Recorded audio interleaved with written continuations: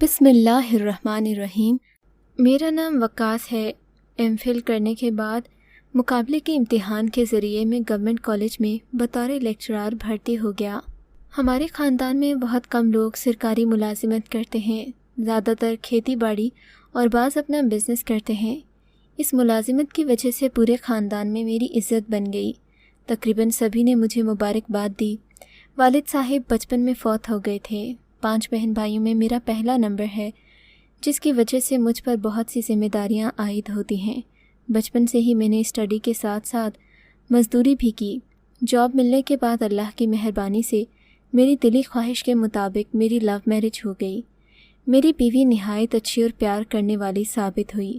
اللہ نے مجھے 2 پیاری بیٹیاں بھی عطا کیں۔ کالج سے واپس آ کر میں گریجویشن کی طالبات کو لیکچر دینے بھی جاتا۔ اللہ کی مہربانی سے میری ایک اسٹوڈنٹ نے پوزیشن حاصل کی، جس کی وجہ سے پورے شہر میں میری شہرت پھیل گئی۔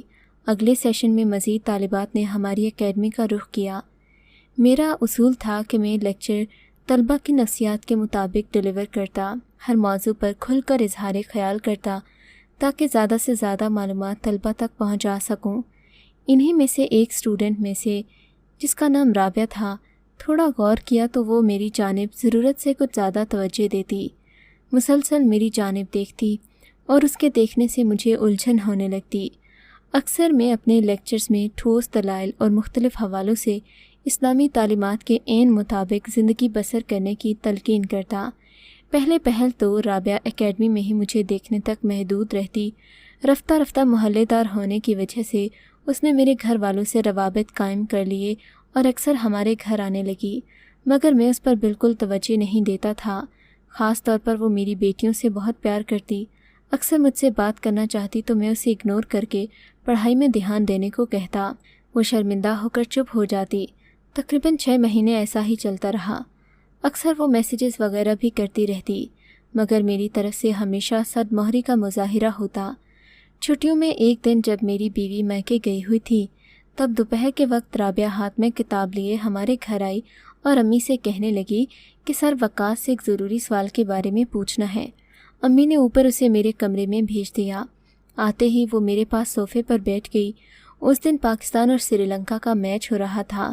میں نے اس سے پوچھا، جی رابعہ بتائیں، میں آپ کی کیا خدمت کر سکتا ہوں؟ بولی، ڈیئر سر وقاص صاحب، میں جانتی ہوں کہ آپ ایک معزز اور قابل انسان ہیں اور جلد ہی آپ کا ایڈمیشن PhD میں ہونے والا ہے۔ آپ کی لو میرج ہے، آپ اپنی وائف سے محبت کرتے ہیں، آپ کی 2 پیاری بیٹیاں بھی ہیں، آپ ہر ایک کا خیال رکھتے ہیں۔ میں حیران ہوں کہ آپ اتنے سارے فرائض کس طرح ادا کرتے ہیں۔ آپ نے کبھی کسی لڑکی کی طرف آنکھ اٹھا کر بھی نہیں دیکھا۔ پورے شہر میں آپ کی عزت ہے۔ میں اچھی طرح جانتی ہوں کہ جو بات میں آپ سے کہنے جا رہی ہوں وہ کسی بھی طرح مناسب نہیں ہے، مگر میں اپنے دل کے ہاتھوں مجبور ہوں، لہٰذا برائے مہربانی مجھے بے حیا اور بے شرم نہ سمجھیں۔ میں آپ سے عشق کی حد تک محبت کرتی ہوں۔ خدا کے لیے مجھے میری محبت قبول کر لیجئے، مجھے اپنا جیون ساتھی بنا لیں۔ وعدہ کرتی ہوں آپ کی عملی زندگی میں کبھی رکاوٹ نہیں بنوں گی۔ آپ کی وائف کو ہمیشہ بڑی بہن سمجھوں گی، آپ کی ننھی شہزادیوں کو خوب پیار کروں گی۔ اس کی بات سن کر میں حیران ہو چکا تھا۔ تھوڑے وقفے بعد میں نے اسے سمجھایا، رابعہ، میں نے آپ کو ہمیشہ بہن کی طرح سمجھا۔ میری لو میرج ہوئی ہے، بیوی مجھ سے محبت کرتی ہے، معاشرے میں میری عزت ہے۔ اگر اللہ نے مجھے برائیوں سے روکا ہوا ہے تو اس میں میرا کوئی کمال نہیں، یہ پروردگار کی مجھ پر خاص رحمت ہے، لہٰذا آپ سمجھنے کی کوشش کریں، آپ مطالعے پر توجہ دیں، ایگزامز قریب ہیں۔ ویسے آپ بہت خوبصورت اور اعلیٰ اخلاق کی حامل ہیں۔ اللہ نے آپ کو دنیا جہاں کی نعمتوں سے نوازا ہے۔ میری دعا ہے کہ آپ کو خوبصورت اور پیار کرنے والا لائف پارٹنر ملے۔ مگر اس پر میری کسی بات کا اثر نہیں ہو رہا تھا۔ وہ مسلسل اپنی ضد پر قائم تھی۔ پھر میں نے سخت لہجے میں اس سے کہا، آپ حد سے گزر رہی ہیں، کم از کم استاد شاگرد کے رشتے اور اپنی عمر کا لحاظ ہی کر لو، کیوں میری عزت پر داؤ لگا رہی ہو؟ پلیز یہ پاگل پن چھوڑ دو۔ اس کی آنکھوں سے کچھ آنسو رخساروں سے ہو کر نیچے گرے۔ وہ مزید کچھ کہنا چاہتی تھی، مگر میں نے ہاتھ کے اشارے سے اسے روک دیا اور سختی سے کہا، اب آپ جا سکتی ہیں۔ وہ شرمندگی سے واپس پلٹ گئی، جاتے ہوئے اپنی کتاب لے جانا بھی بھول گئی۔ اس کے بعد وہ ہماری اکیڈمی میں کھوئی کھوئی سی رہنے لگی۔ اکثر ہمارے گھر آتی۔ میرے گھر والے اس کی اچھی عادات کی اکثر تعریف کرتے، مگر مجھے اس کی کوئی پرواہ نہیں تھی، کیونکہ میں جانتا تھا کہ اس عمر میں 2 دن کا پیار والا بخار ہو ہی جاتا ہے جو جلد اتر بھی جاتا ہے۔ ویسے بھی ایک عام سا انسان، نہ خوبصورت نہ مالدار، مجھ میں کوئی خاص خوبی بھی نہ تھی۔ آخر اس نے مجھ میں ایسا کیا دیکھا؟ اکثر وہ مجھے پیار وغیرہ کے میسیجز کرتی رہتی۔ میرے لاکھ سمجھانے پر بھی جب وہ نہ مانی، میں نے اس کا نمبر بلیک لسٹ میں ڈال دیا۔ انہی دنوں مجھے گھر والوں سے معلوم ہوا کہ رابعہ کچھ بیمار رہنے لگی ہے۔ میرے گھر والے بالخصوص نازیہ اس سے مانوس ہو چکے تھے، اسی وجہ سے سب اس کی بیماری سے پریشان تھے۔ رابعہ اب اکثر اکیڈمی سے بھی غائب رہنے لگی۔ اگر کبھی آ بھی جاتی تو بہت افسردہ نظر آتی، جیسے اس کی زندگی میں کوئی رونق ہی نہ رہی ہو۔ رفتہ رفتہ اس کی بیماری بڑھنے لگی۔ اس کا تعلق ایک نہایت امیر فیملی سے تھا۔ انہوں نے اسے بڑے بڑے ہاسپٹلز میں دکھایا۔ اس کے تمام ٹیسٹ اور رپورٹس نارمل تھے، مگر بیماری بڑھتی جا رہی تھی۔ اس کے ابو یورپ میں اپنا بزنس کرتے تھے۔ 3 بھائیوں کی اکلوتی بہن تھی۔ انہوں نے ہر ممکن اس کا جسمانی اور روحانی علاج کروایا، مگر سب اس کے مرض کو سمجھنے سے قاصر تھے۔ پریشانی کے عالم میں اس کے ابو بھی وطن واپس آ گئے۔ پہلی فرصت میں اسے ایک معروف ڈاکٹر کے پاس لے گئے۔ ڈاکٹر نے رپورٹس کو مد نظر رکھتے ہوئے کہا، آپ کی بیٹی کو کوئی بیماری نہیں، صرف ڈپریشن کا شکار ہے۔ اس کا علاج اس کی پریشانی دور کرنا ہے۔ سب گھر والوں نے حیرانی سے رابعہ سے پوچھا، بیٹی، اللہ نے ہمیں تمام نعمتوں سے نواز رکھا ہے، آخر ایسے کون سی پریشانی ہے جس نے تم کو اس حالت میں پہنچا دیا؟ وہ مکمل خاموش رہی اور دھیرے سے مسکرا کر بولی، بھلا مجھے کیا پریشانی ہو سکتی ہے؟ رفتہ رفتہ اسے جسمانی جھٹکے لگنے لگے، جیسے مرغی کے دورے پڑتے ہوں، ساتھ ہی سانس کی تکلیف بھی ہونے لگی، مگر ڈاکٹر بضد تھے کہ اسے صرف ڈپریشن ہے۔ ایک دن آنٹی رابعہ نے قسم دے کر کہا، میری شہزادی، مجھے اصل صورتحال سے آگاہ کر دو، میں اپنی جان دے کر بھی تمہارا مسئلہ حل کروں گی۔ بحالت مجبوری رابعہ نے اپنی زبان کھولی اور تمام قصہ آنٹی کو سنا دیا۔ یہ بات سنتے ہی آنٹی نے مجھے غصے سے کہا، اچھا، یہ سروقار جو پورے شہر میں حاجی بنا پھرتا ہے، دوگلا انسان، ایسے گھناؤنے کاموں میں بھی ملوث ہے، میں ابھی اس کی خبر لیتی ہوں۔ پھر جلد ہی رابعہ نے امی کو سمجھایا، امی، وہ ایسے انسان بالکل بھی نہیں ہیں، انہوں نے تو مجھے ہمیشہ یہی کہا کہ میں اپنے ماں باپ کی عزت کا خیال رکھوں، وہ ہمیشہ سختی سے مجھے منع کرتے آئے۔ آنٹی بات کو سمجھ گئیں۔ انہوں نے رابعہ کو دلائل سے سمجھانے کی کوشش کی، لیکن رابعہ نے حتمی لہجے سے اپنی ماں سے کہا، امی جان، میں نے ہمیشہ اپنے خاندان کی عزت کا خیال رکھا، کبھی کوئی غلط کام نہیں کیا، مگر میں اپنے دل کے ہاتھوں انتہائی مجبور ہوں۔ اگر سروقار مجھے نہ ملے تو میں مر جاؤں گی، اور اونچی آواز میں رونے لگی۔ معاملے کی سنگینی کو دیکھتے ہوئے آنٹی سے رہا نہیں گیا۔ انہوں نے رابعہ کے ابو سے بات کی تو انہوں نے اس بات پر ٹھنڈے دماغ سے غور کیا۔ اگلے دن وہ رات کو ہمارے گھر تشریف لائے۔ ہم نے ان کو خوش آمدید کہا۔ وہ پریشان نظر آ رہے تھے۔ پھر انہوں نے خود ہی اپنے آنے کا مقصد بیان کیا اور نازیہ کے سامنے مجھ سے کہنے لگے، ہماری بیٹی آپ سے بہت محبت کرتی ہے، اگر آپ نے اس سے شادی نہ کی تو اس کا بچنا مشکل ہو جائے گا، وہ بہت اچھی ہے، آپ کی عائلی زندگی میں رکاوٹ نہیں بنے گی۔ ہم سارے حالات سے اچھی طرح واقف ہیں، آپ کی بھی 2 بیٹیاں ہیں، خدا کے لیے ہمارے جذبات کو سمجھیں، ہماری بات مان لیجئے۔ یہ بات سنتے ہی نازیہ تو جیسے غصے سے پاگل ہو گئی، سوالیہ نظروں سے میری طرف دیکھنے لگی۔ میں بڑے تحمل سے رابعہ کے والدین کو سمجھانے لگا کہ یہ محبت بالکل یک طرفہ ہے، میں نے کبھی اسے اس نظر سے نہیں دیکھا۔ فوراً ہی رابعہ کے ابو میری بات کاٹتے ہوئے بولے کہ رابعہ ہمیں بتا چکی ہے، آپ کا اس میں کوئی قصور نہیں۔ میں نے نہایت ادب اور احترام سے ان کو بتایا کہ میں بہت مجبور ہوں، لہٰذا جو آپ چاہتے ہیں وہ ممکن نہیں ہے۔ انہوں نے مزید اصرار کیا، لیکن میں نے بہت عاجزی سے انہیں انکار کر دیا۔ ان کے جاتے ہی نازیہ غصے سے بولی، وقاص، مجھے آپ پر مکمل بھروسہ ہے، میں نے رابعہ کو اتنی عزت دی، مگر مجھے کیا علم تھا کہ وہ میرا ہی گھر اجاڑنے کا سوچ رہی ہے۔ وہ شدید غصے میں بولتی رہی۔ میں اسے سمجھاتا رہا، بے فکر رہو، میں صرف تمہارا ہوں۔ غصہ تھوڑا کم ہونے کے بعد وہ بولی، ٹھیک ہے، مگر یاد رکھے گا، شادی تو بہت دور کی بات، اگر آپ نے کبھی ایسا سوچا بھی تو میں آپ کو ہمیشہ کے لیے چھوڑ کر چلی جاؤں گی، پھر کبھی واپس نہیں آؤں گی۔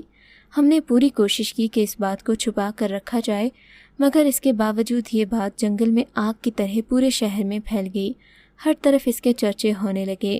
ان حالات میں جہاں سے بھی میرا گزر ہوتا، ہر طرف یہی باتیں میرا پیچھا کرتیں۔ لوگ طرح طرح کی من گھڑت باتیں کرنے لگتے۔ بھلا حقیقت کون سمجھتا اور مانتا ہے؟ ظاہر سی بات ہے، ایک معلم کا معاشرے میں اہم مقام ہوتا ہے، استاد شاگرد کا رشتہ خاص ہوتا ہے، اوپر سے میں شادی شدہ اور بیٹیوں کا باپ۔ یہی سوچ سوچ کر خود کی نظروں میں ہی گر چکا تھا۔ نازیہ مجھ پر مکمل اعتماد کرتی، مگر لوگوں کی عجیب باتوں سے تنگ آ کر وہ مجھ سے کہنے لگی، وقاص، تالی کبھی ایک آدھ سے نہیں بجتی۔ اگر آپ نے غلطی سے کوئی امید دلائی ہے تو آپ اسے دھوکہ کیوں دے رہے ہیں؟ یہ سن کر میرے تو پاؤں تلے سے جیسے زمین ہی نکل گئی۔ ان حالات میں کس کس کو سمجھاتا؟ لوگوں کو تو بس عزت اچھالنے کا موقع ملنا چاہیے۔ میں نے ٹرانسفر کرانے کی ہر ممکن کوشش کی مگر کامیابی نہ ملی۔ رابعہ نے کچھ نمبرز تبدیل کر کے مجھ سے بات کرنے کی کوشش کی، مگر میں اپنے فیصلے پر سختی سے ڈٹا رہا۔ دھیرے دھیرے اس کی بیماری زور پکڑنے لگی، وہ انتہائی کمزور ہو گئی۔ اس کے والدین، رشتہ داروں اور بھائیوں نے مجھے پیار، لالچ اور دھمکیوں سے منانے کی کوشش کی، مگر میرا فیصلہ نہ بدلا۔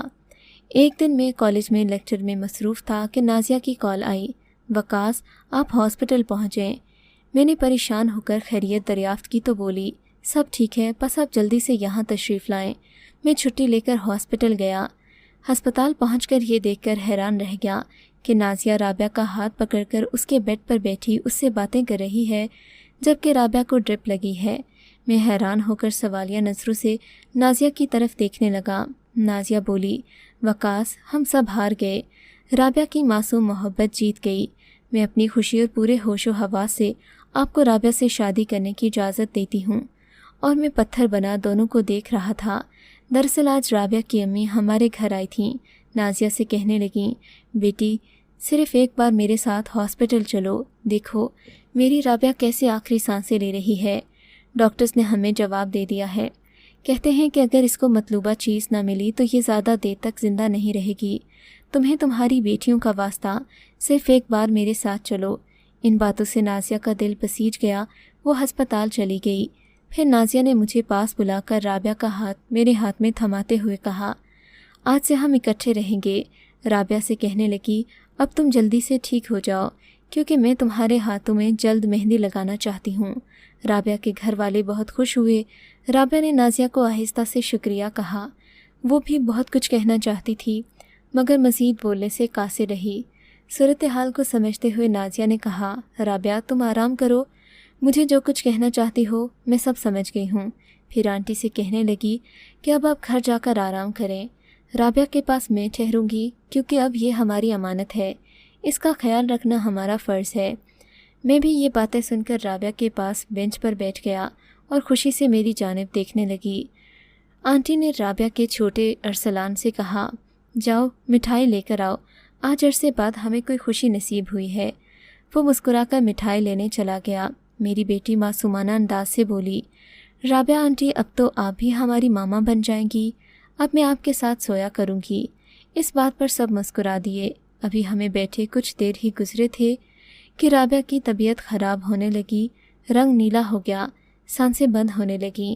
فوراً ڈاکٹرز کو بلایا گیا۔ تھوڑی دیر میں 2 سینئر ڈاکٹرز اور نرسز کمرے میں داخل ہوئیں۔ ہم سب کو کمرے سے باہر نکال دیا گیا۔